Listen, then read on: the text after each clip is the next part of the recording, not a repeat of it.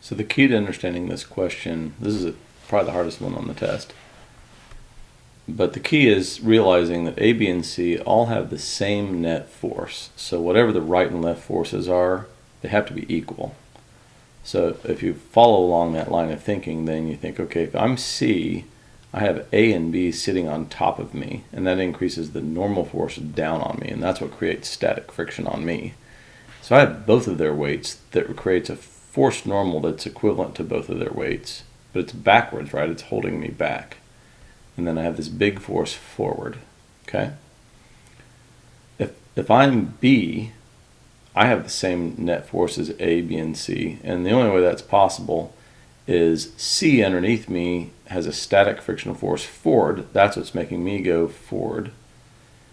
And A on top of me is a static frictional force backwards. But the difference between the static frictional force of C forward and A backwards gives me a net force that is the same as C. But these two forces here and here are Newton's third law equal and opposite forces, see? Then if I'm A, nothing's happening other than B scooting me forward with static friction. So you could start with A and say, okay, I've got a net force this way on A. Everyone else has to have the same forward net force. So B, these are equal and opposite pairs, Newton third law pairs. Well, if that's true, then this force forward has to be twice of what that is for me to have the same net force as A. This has to be twice as that.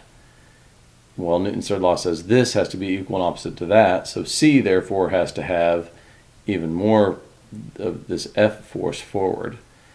So then to rank them, the total net static frictional force. So here's kind of a weird part of this problem is that, okay, C is the biggest static frictional force. A is, we'll call this amount X, which means B is 2x minus x, so it's x. A is x, B is x, so A and B are equal static frictional forces. C has a net static frictional force backwards of 2x.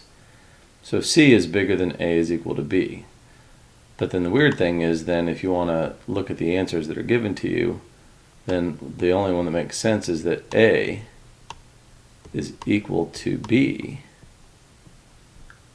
okay, which is equal to 1/2 C, because C is bigger than A and B. So a half of C is equal to B and A, because C is bigger.